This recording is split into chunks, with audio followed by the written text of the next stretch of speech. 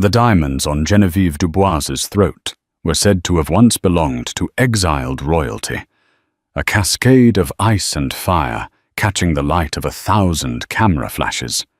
They called it the Monaco Star.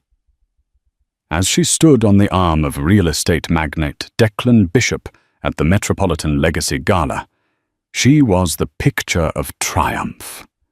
Every society blog and gossip columnist was captivated, but across the ballroom, hidden in a quiet alcove, stood Declan's wife, Patricia. 7 months pregnant and dressed in understated navy silk, she held no jewels. Instead, clutched in her hand, was a single, folded piece of paper. It wasn't a society invitation or a doctor's note. It was a bank statement from an obscure Cayman Islands holding company, a document far more valuable and far more dangerous than any diamond in the room. The Bishop residence in Greenwich, Connecticut, was less a home and more a monument to success. A sprawling limestone edifice designed by Robert A.M. Stern, it boasted manicured lawns that rolled down to the Long Island Sound and interiors that were a curated gallery of minimalist art and bespoke furniture. For Patricia Bishop, for the past 6 months, it had felt like an exquisitely designed prison.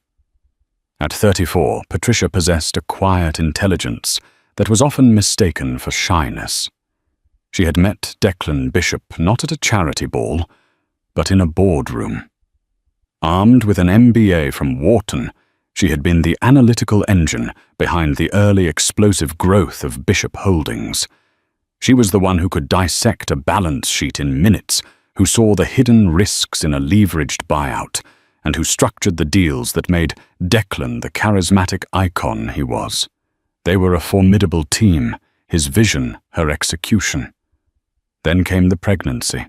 It was planned, wanted, and celebrated.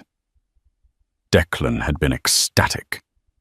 "It's time, Cat," he'd said, his hand on her still flat stomach. "You've built this empire with me. Now build our family. Step back, rest. You've earned it." So she did. She handed over her duties as chief financial officer to a trusted deputy and embraced the quiet life of an expectant mother. At first it was a welcome respite, but soon the quiet curdled into silence.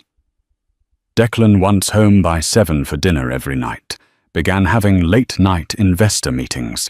Business trips to Singapore and Dubai were extended by days without clear explanation. When he was home, he was distant. His phone always angled away from her, a faint, unfamiliar scent of perfume clinging to his suits, something floral and audacious, completely unlike her own subtle scent of sandalwood and citrus. The first concrete crack in her carefully constructed world appeared not with a bang, but with a line item on a credit card statement. It was an American Express Centurion card, the one reserved for their most extravagant personal expenses. Tucked between a charge for a case of 1982 Chateau Lafite Rothschild and a donation to the New York Philharmonic was a charge for $385,000 from a jeweler she didn't recognize, Laurent Duval, a private appointment-only atelier in Paris known for sourcing and setting historically significant gems. Patricia's heart went cold. Her anniversary was months away. Her birthday had just passed. This was not a gift for her. She didn't confront him. Her training had taught her that you never show your hand until you understand the entire game. Instead, she began to watch. She used her old, still active administrative access to the company's servers, telling herself it was just to stay sharp. Late at night, when Declan was asleep, or more often stuck in the city, she would sit in her home office, the glow of the monitor illuminating her focused face. She started with expense reports. There were dinners for 2 at Daniel and Percé charged as client entertainment. A suite at the Hotel Plaza Athénée in Paris for a week, booked during a supposed solo trip to check on their London office. Flights, gifts, a pattern of breathtaking expenditure, all cleverly disguised within the corporate labyrinth she herself had helped design. The name Geneviève Dubois appeared on a dinner reservation Declan had forwarded to his personal email. A quick, discreet search revealed a woman who was her opposite in every way.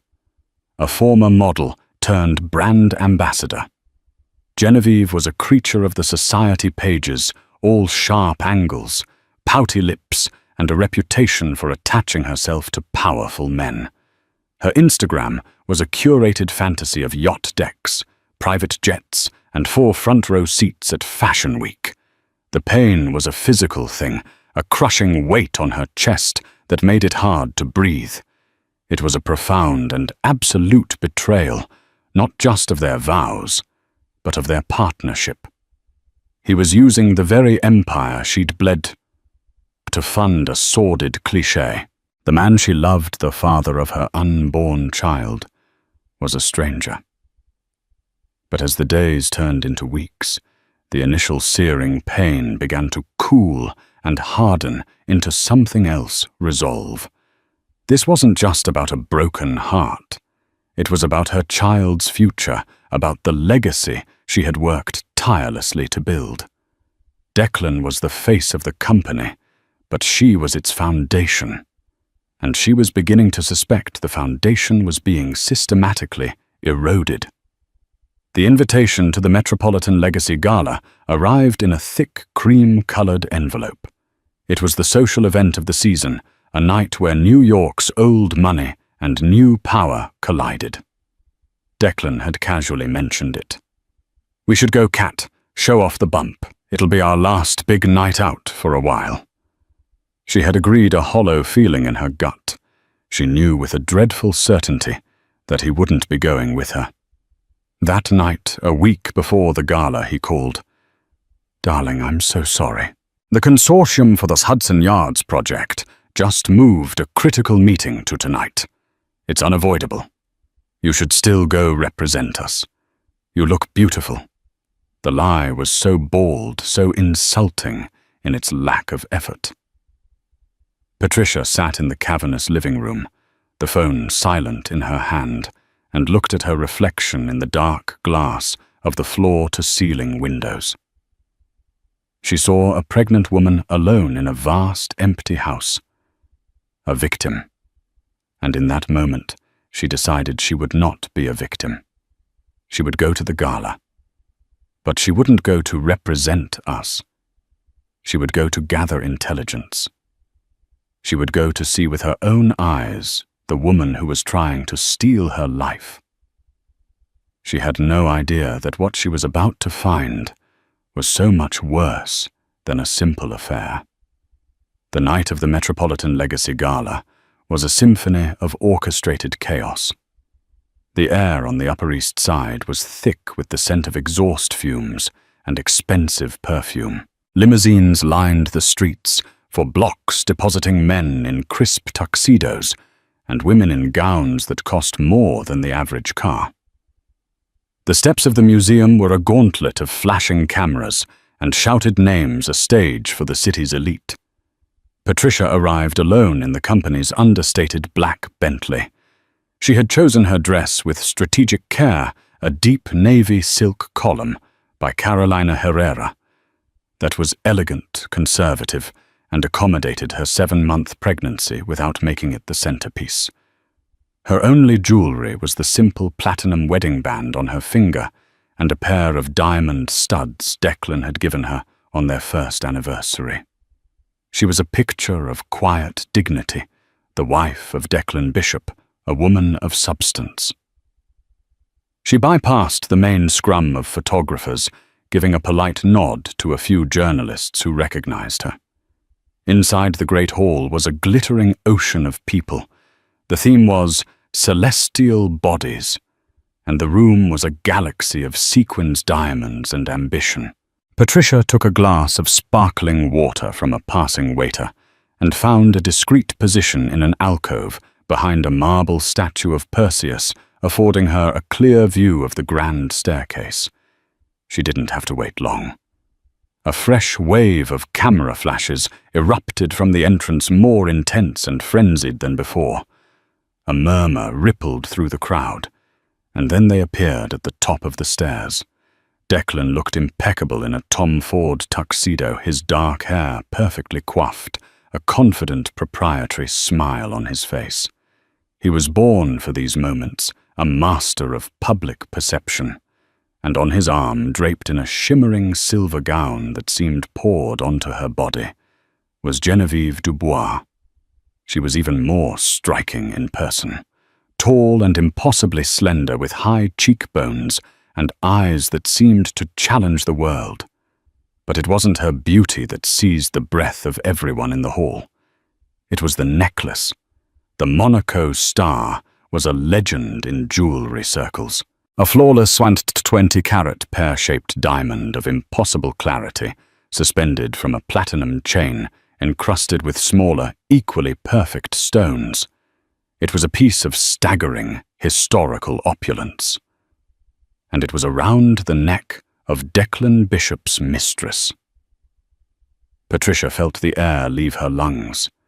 The $385,000 charge from Laurent Duval. It wasn't for the whole necklace. It was likely just the finder's fee, the commission to source such a piece from a private collection. The necklace itself, it would be worth tens of millions. Corporate funds could not cover that. So where did the money come from? As Declan and Genevieve descended the stairs, they were a royal couple holding court. He would lean in and whisper something in her ear, and she would throw her head back and laugh, the diamonds scattering light across the room like shrapnel. They were not just attending an event. They were making a statement. This was a public declaration. Declan was not just having an affair. He was replacing his wife. The whispers started around Patricia. She could feel the stares, a mixture of pity and morbid curiosity. Isn't that Declan Bishop? But where's Patricia? A woman in Oscar de la Renta murmured to her companion. I heard she's been unwell. The pregnancy. The other replied, her eyes locked on Genevieve. My God, look at that necklace. He's certainly not holding back. Patricia stood perfectly still, her hand resting protectively on her stomach. The baby kicked a small, insistent flutter against her palm. It was an anchor in the swirling vortex of humiliation. This was no longer just about her. She watched them work the room. Declan introducing Genevieve to his most important business partners. George Maxwell, the head of a major investment bank. Senator Pullman, whose support was critical for their new downtown development. And Genevieve playing her part to perfection, all charm and dazzling smiles, her hand possessively on Declan's arm. She wasn't just a guest. She was presenting herself as the future Mrs. Bishop. The audacity of it was breathtaking. Declan wasn't just cheating on her, he was erasing her. He was parading his infidelity in the most public forum imaginable, using his mistress as a symbol of his power and virility. He was leveraging the spectacle to enhance his own brand, assuming Patricia was at home pregnant, powerless, and weeping into her pillow. He had miscalculated. Patricia didn't cry. The shock had frozen the tears in her ducts. The humiliation was a fire burning away the last vestiges of the love she had felt for him, and forging something new in its place. It was a cold, hard, and utterly clear sense of purpose. She watched them for another 20 minutes, observing, gathering data, just as she would in a hostile negotiation. She saw the way Declan's eyes followed Genevieve, a mixture of lust and pride. She saw the way Genevieve's smile never quite reached her eyes, the constant subtle scan of the room to see who was watching. This was a performance, and Patricia knew she had to find the truth behind the stagecraft. Her phone buzzed. It was a text from her obstetrician, a routine check-in. "Hope you're resting, Patricia. Remember to keep your stress levels down." A humorless smile touched her lips. She turned and walked away from the grand spectacle, slipping out a side door without a single goodbye. The cold night air hit her face like a slap. As her driver pulled the car around, she made a decision. She would not go home to her empty mansion. "Take me to the office, please," she said, her voice steady. "1 Bishop Plaza." The driver looked at her surprised in the rear-view mirror. "Ma'am?" "At this hour, yes," Patricia said, her eyes fixed on the glittering Manhattan skyline.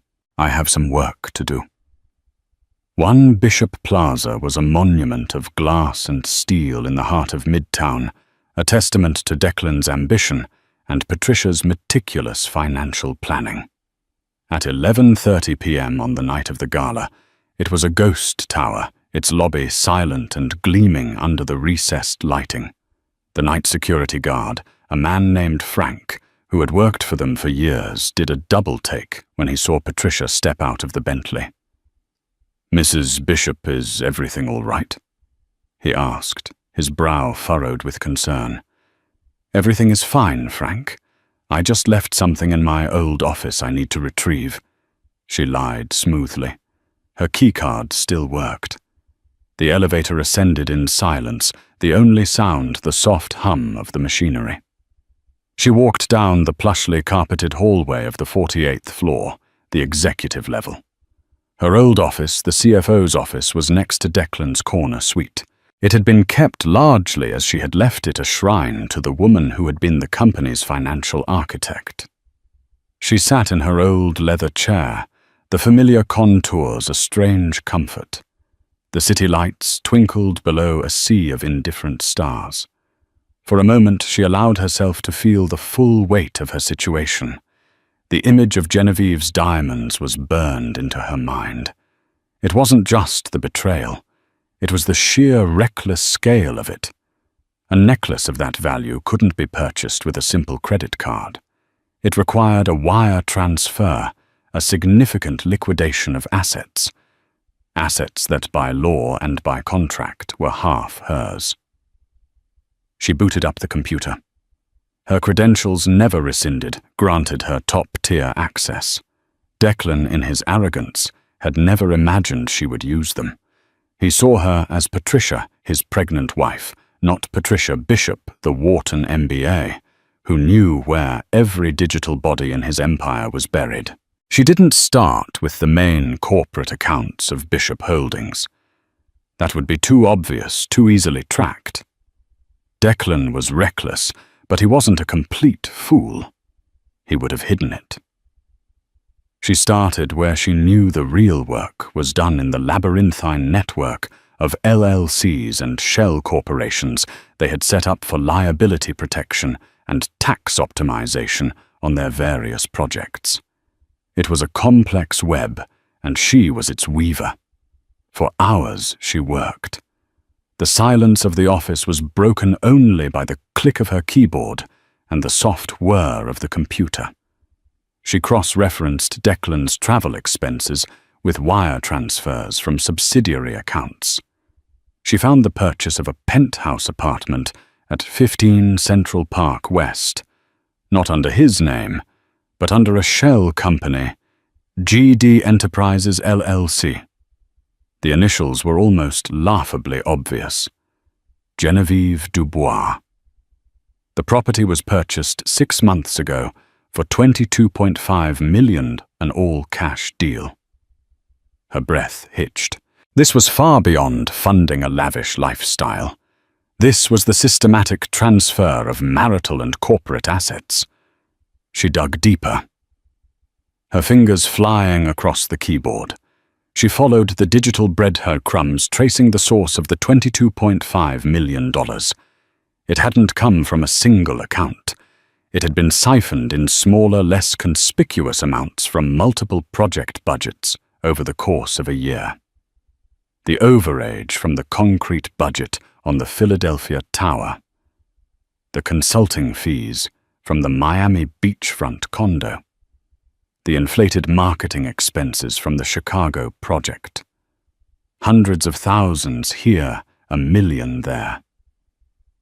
It was death by 1,000 cuts, a sophisticated embezzlement scheme hidden in plain sight, disguised as the cost of doing business. And Declan could never have pulled it off on his own. He didn't have the patience or the financial subtlety. He had help.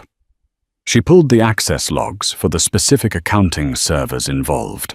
A name popped up that made her blood run cold. Robert Fletcher, the new CFO. The man she had personally trained and trusted to be her successor. He was complicit. He had helped Declan cook the books. This was no longer a matter for a divorce attorney.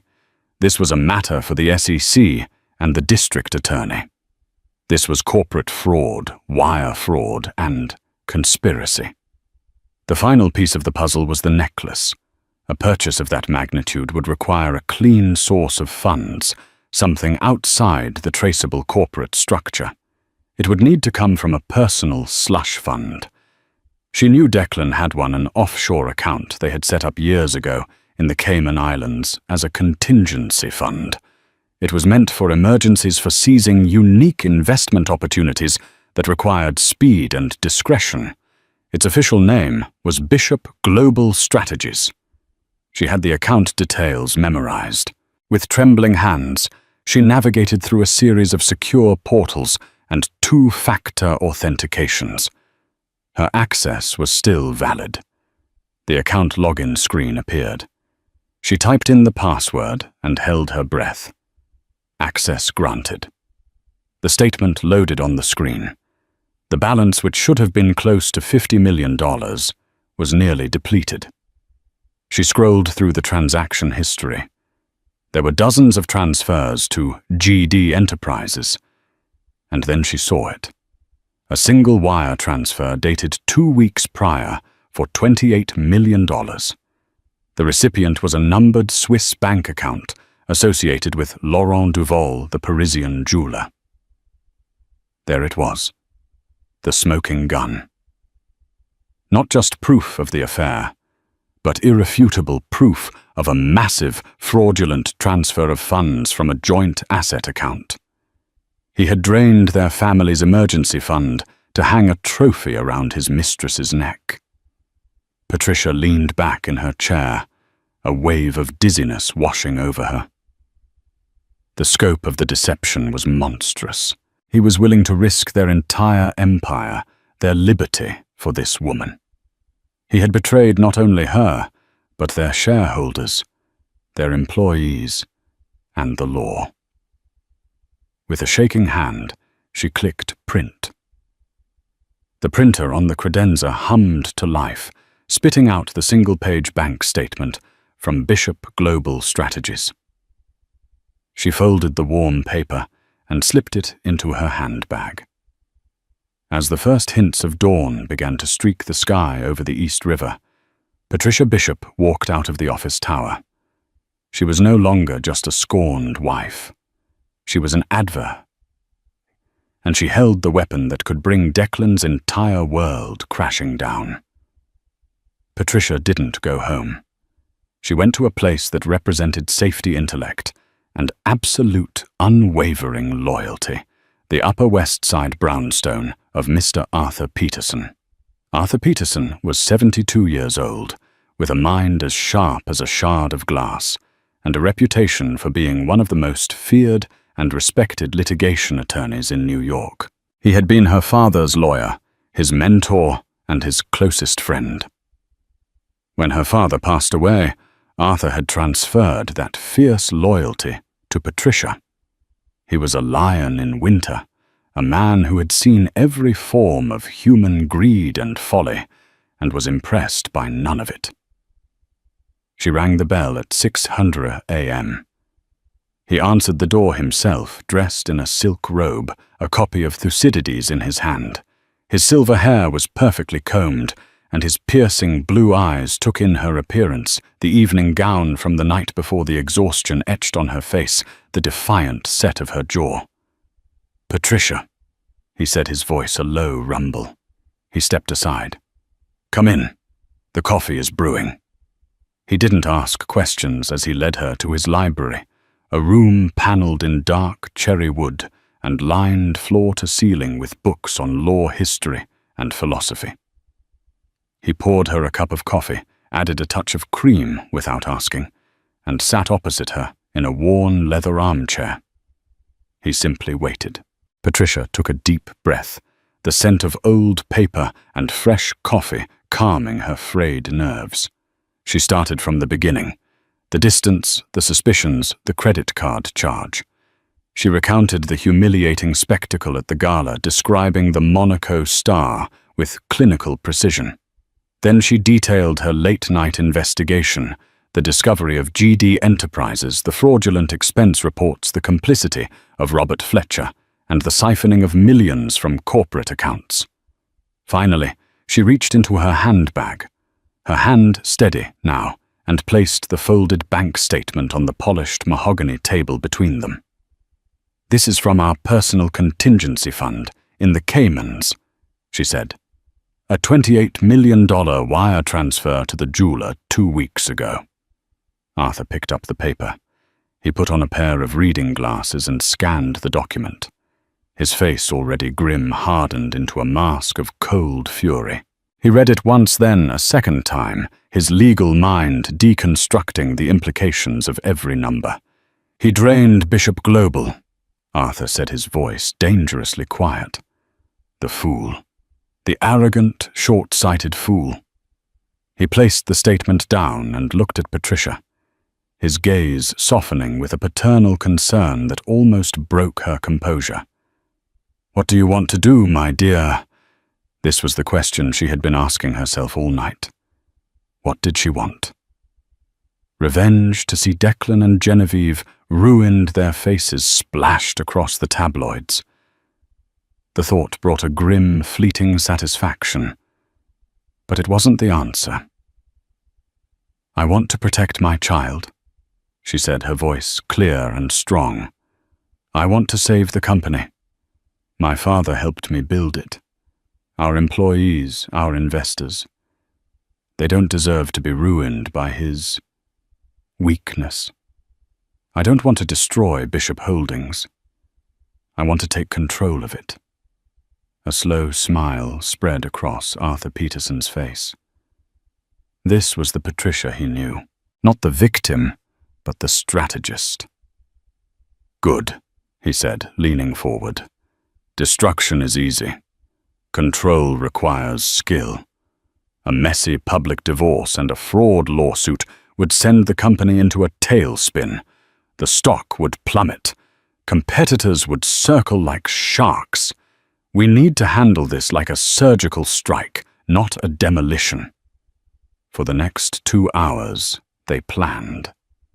Arthur, with his decades of legal experience, outlined the strategy.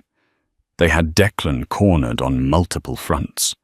On the personal front, the blatant infidelity and dissipation of marital assets gave them immense leverage in any divorce proceeding.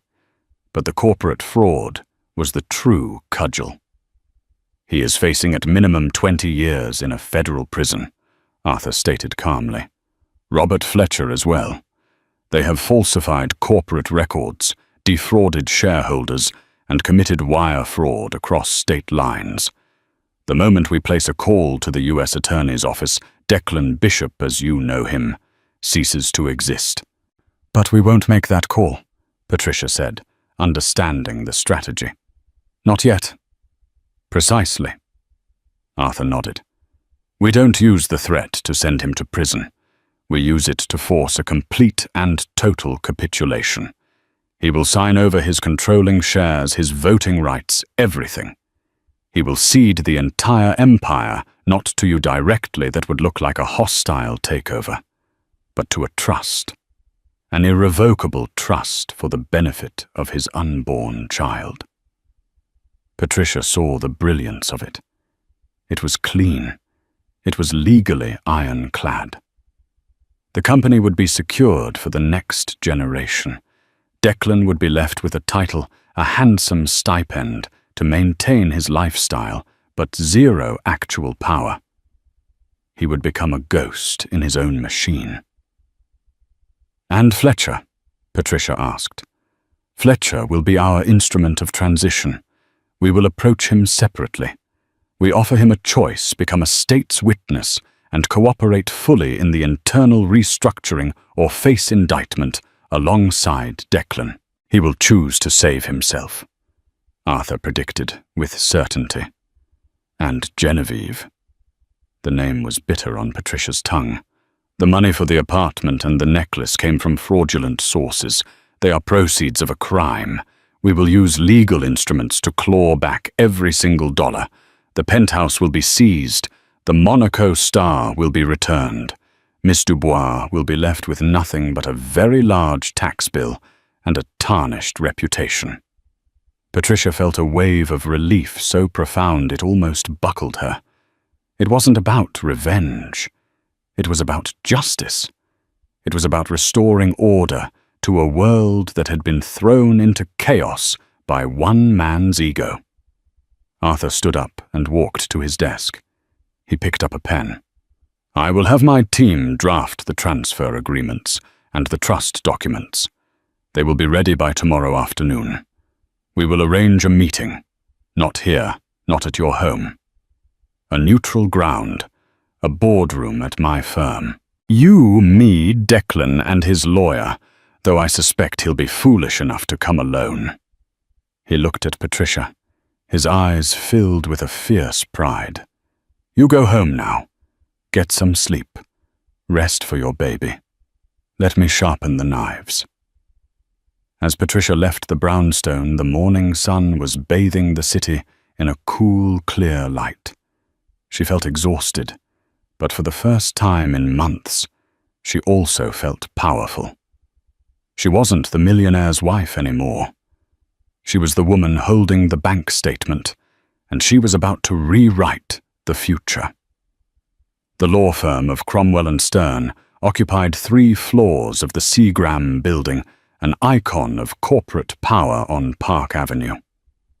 The boardroom Arthur Peterson had chosen for the meeting was a masterpiece of intimidating minimalism. A 20-foot-long slab of polished granite surrounded by Eames chairs enclosed on 3 sides by floor-to-ceiling glass that offered a panoramic view of the city. It was a room designed to make one feel small and exposed. Patricia arrived first with Arthur. She was dressed in a simple but impeccably tailored maternity business dress, her hair pulled back in a neat chignon. She looked calm, composed her face an unreadable mask. She held a leather portfolio containing her copies of the evidence. Declan arrived precisely at 2:00 p.m. alone. He strode into the room with his signature brand of easy confidence, a smile on his face, though it didn't quite reach his eyes. He had clearly misinterpreted the reason for the meeting, assuming it was the first step in a standard messy divorce negotiation. "Patricia," he said, his voice smooth as silk. "Arthur. A bit formal, don't you think? We could have discussed this at home." "We are long past discussing things at home, Declan," Patricia said, her voice level and cold. She did not stand. Declan's smile faltered. He looked from Patricia's implacable face to Arthur's grim expression. A flicker of uncertainty crossed his features. He sat down opposite them. "All right," he said, shifting into business mode. "Let's hear it. Your terms. I assume this is about the gala. It was a mistake, I admit. I'll be generous, Patricia. More than generous." Arthur Peterson slid a single sheet of paper across the granite table. It was the bank statement from Bishop Global Strategies. Declan glanced at it. His face went pale. The confident facade dissolved in an instant, replaced by a raw animal fear. He looked up at Patricia, his eyes wide with disbelief and horror. He finally understood. This wasn't about the affair. "How?" he stammered. "My admin access was never revoked," Patricia stated flatly. "You should have been more thorough." She then calmly, methodically laid out her case. She spoke not with the emotion of a betrayed wife, but with the dispassionate precision of a prosecutor. She detailed the shell company, GD Enterprises. She listed the exact amounts siphoned from specific project budgets. She named Robert Fletcher as his co-conspirator. She described the purchase of the penthouse and the wire transfer for the Monaco Star. "This isn't a divorce negotiation, Declan," she concluded, her voice unwavering. "This is your one and only chance to avoid federal prison." Declan stared at her, utterly broken. The charismatic visionary was gone, replaced by a cornered man sweating in his expensive suit. "You wouldn't," he whispered. "Cat, think of the scandal, the company, our child." "I have thought of nothing else," she retorted, her voice sharp. "Which is why we are here. You have squandered corporate funds, committed wire fraud, and embezzled from your own family. You have proven yourself unfit to lead this company and unfit to be the steward of our child's legacy." Arthur Peterson spoke for the first time, his voice like stones grinding together. "Here is the situation, Mr. Bishop. We have prepared a series of documents. You will sign them today, right now, or I will make a phone call to the U.S. Attorney for the Southern District of New York. I have him on speed dial." He placed a thick stack of documents in front of Declan. "This first document," Arthur explained, "is an irrevocable transfer of your 51% controlling interest in Bishop Holdings to a blind trust. The sole beneficiary of this trust will be your child.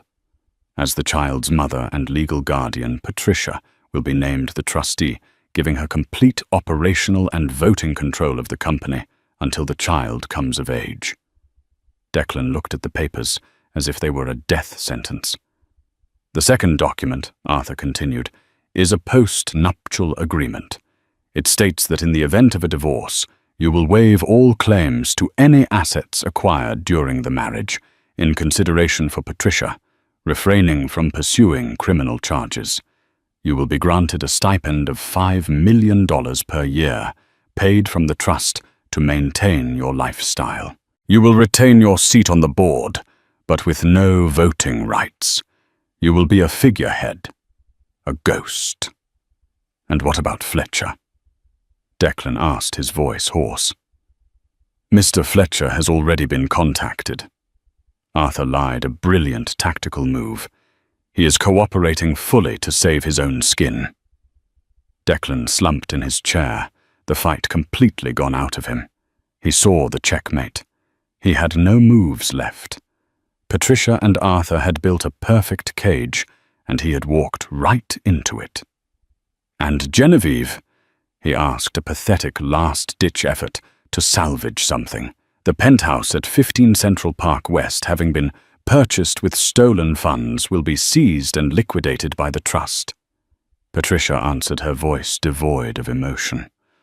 "A legal demand has already been sent to Laurent Duval and Miss Dubois for the immediate return of the Monaco Star.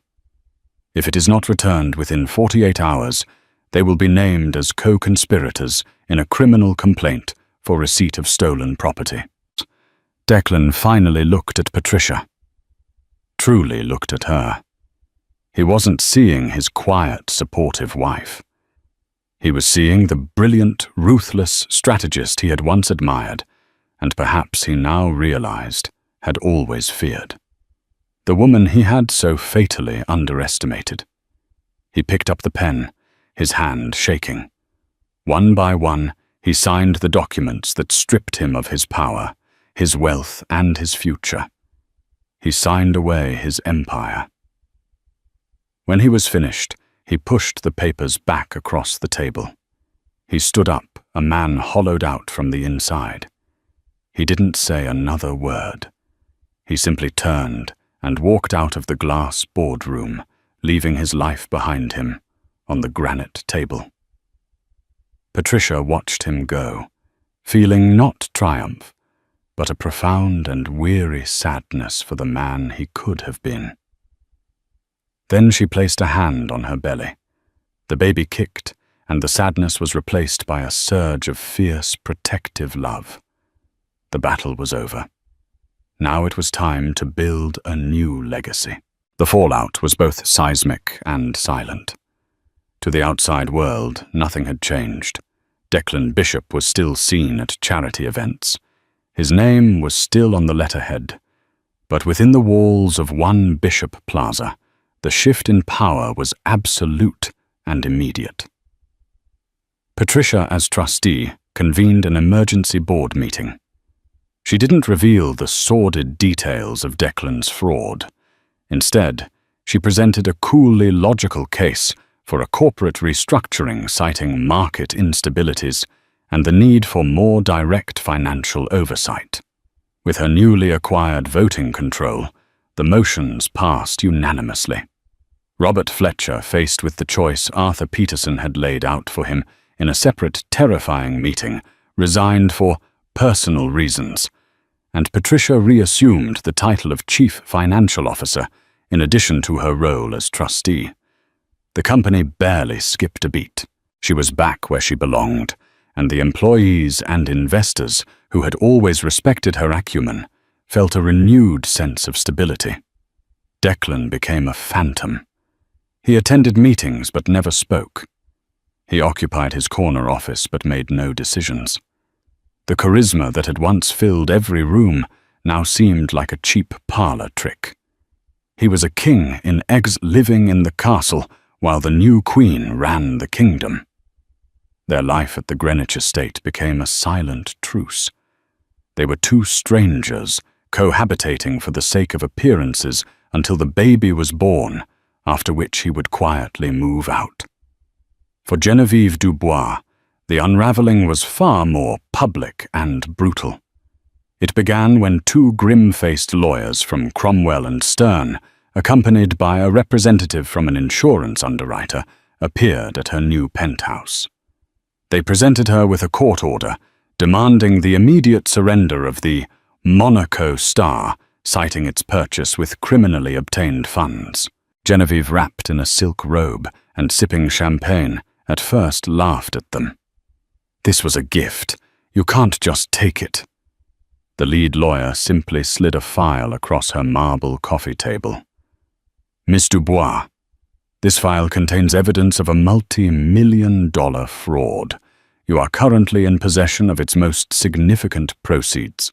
You can either return the necklace now, or we can have the U.S. Marshals, who are waiting downstairs, arrest you for receipt of stolen property. The choice is yours." The color drained from her face.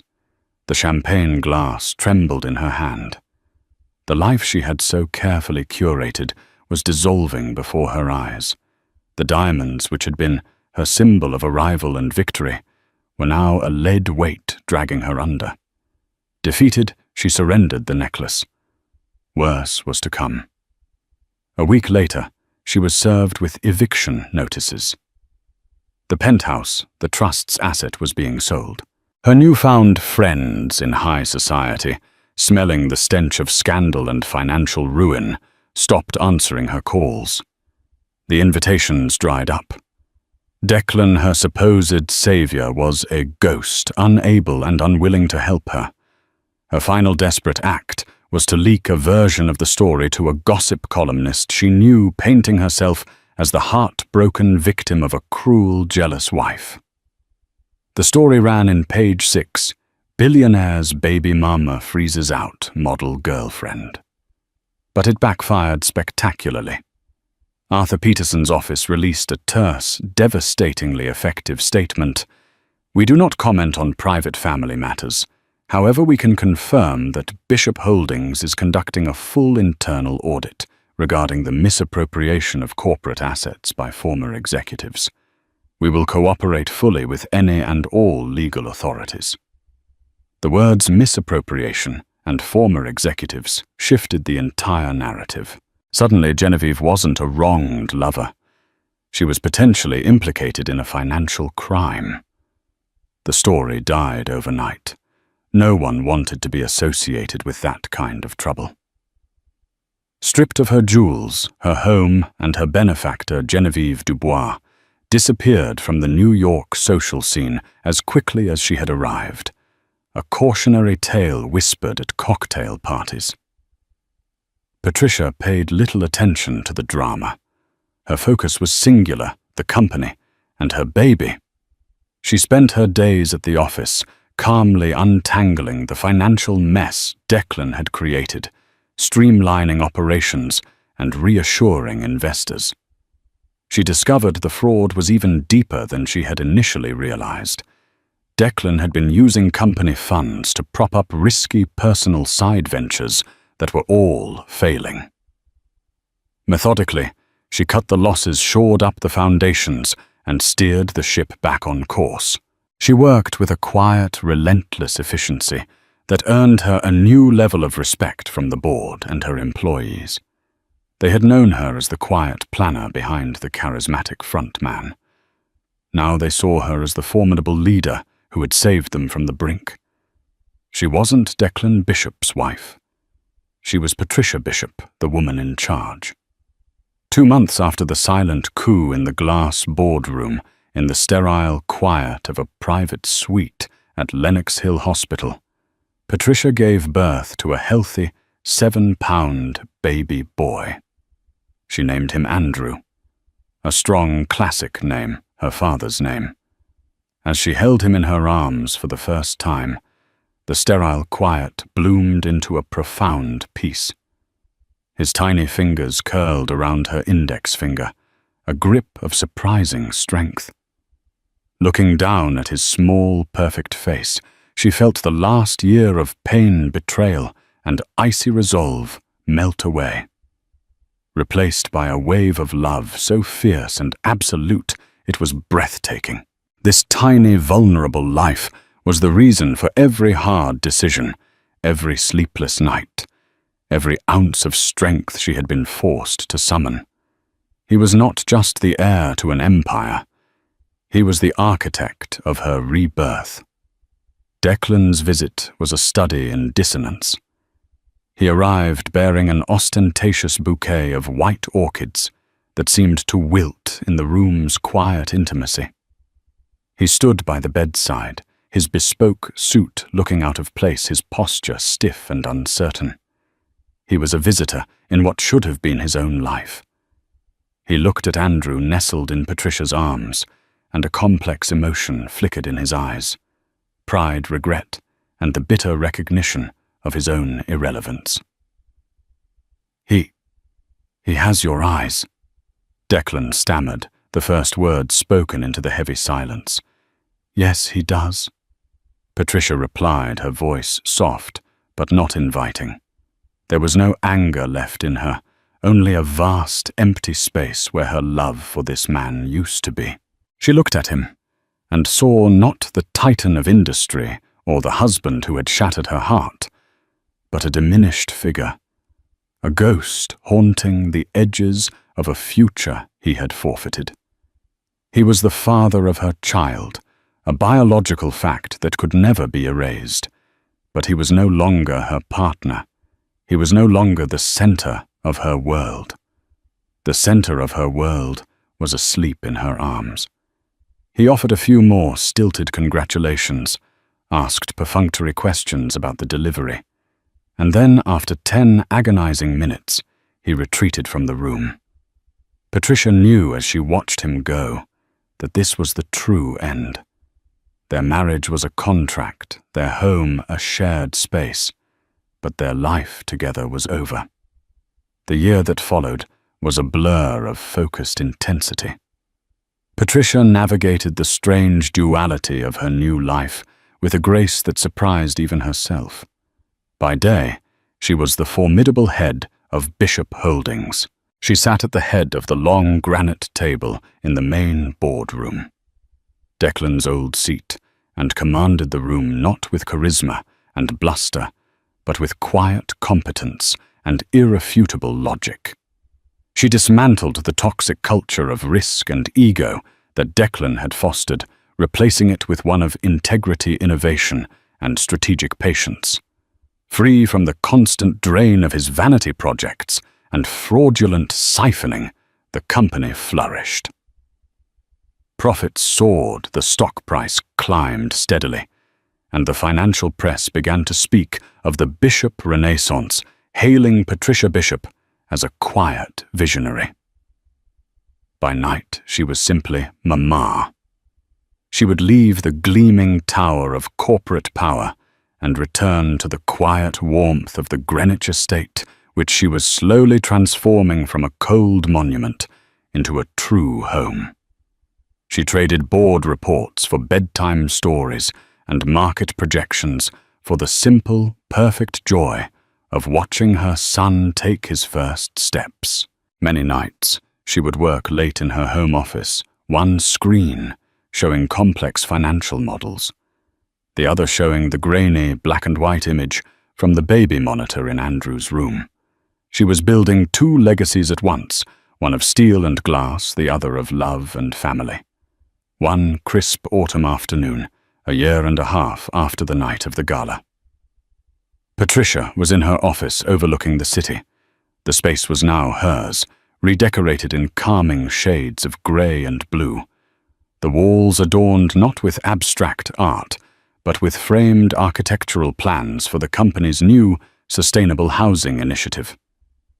On her desk, in a place of honor next to her computer, was a silver-framed photo of a smiling, red-cheeked toddler chasing a golden retriever on a sun-drenched lawn.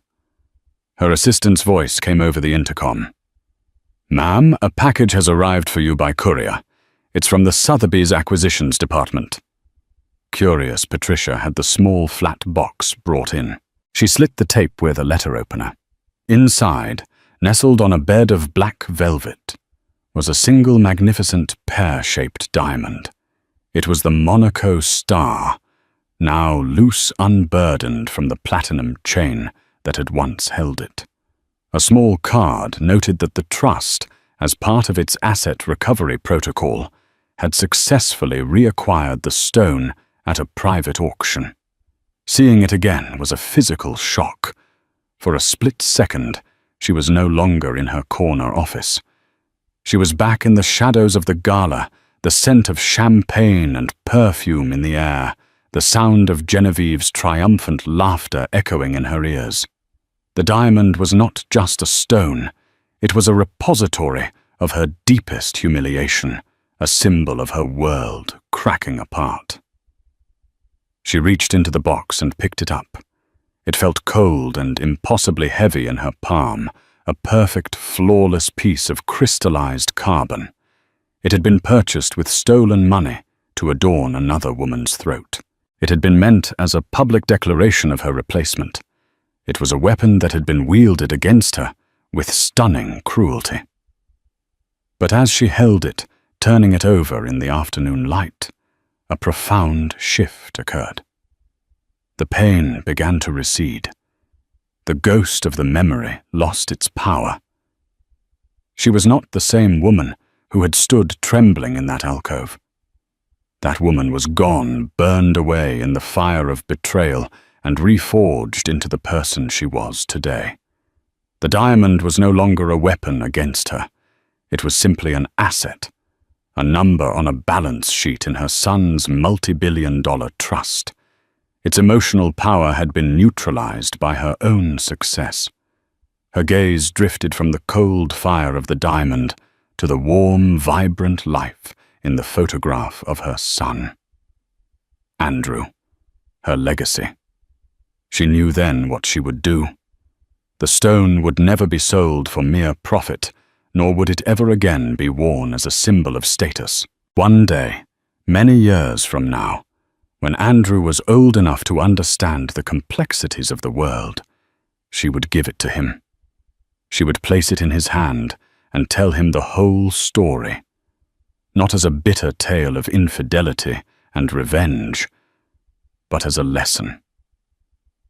This, she would tell him, is a lesson in value. Some people will see this stone and see only wealth, glamour, and power. They will covet it. They will lie and steal for it. But its true value lies in the story it tells. She would tell him how it was used to try and break his mother, and how instead it made her stronger. She would explain that true power isn't found in what you can hang around your neck, but in the intelligence, integrity, and resilience you hold inside. It was a lesson about the difference between a hollow, glittering charade and the quiet, unshakable strength of a foundation built on truth. The empire he would one day inherit wasn't Declan's anymore. It was Andrew's, and it was saved and secured by his mother, who had faced down a king, not with a crown of diamonds, but with a folded piece of paper and the unbreakable will to protect her son's future. That night at the gala, the world saw a story of glamour and betrayal, a mistress adorned in splendor, and a wife cast into the shadows. But the real story wasn't written in the gossip columns. It was written in the cold, hard numbers of a bank statement. It's a powerful reminder that true power isn't always what's on public display. Sometimes it's the quiet intelligence, the meticulous preparation, and the unwavering courage to fight for what is rightfully yours. Patricia's story is more than just about a scorned wife getting even. It's about a woman reclaiming her power, protecting her family's future, and proving that substance will always triumph over spectacle. What would you have done in Patricia's position? Could you have shown the same restraint and strategic thinking? Let us know your thoughts in the comments below. If this story of quiet strength and calculated victory resonated with you, please give this video a like and share it with someone who appreciates a story where the real hero isn't the one making the most noise. And don't forget to subscribe and hit the notification bell so you won't miss our next gripping tale.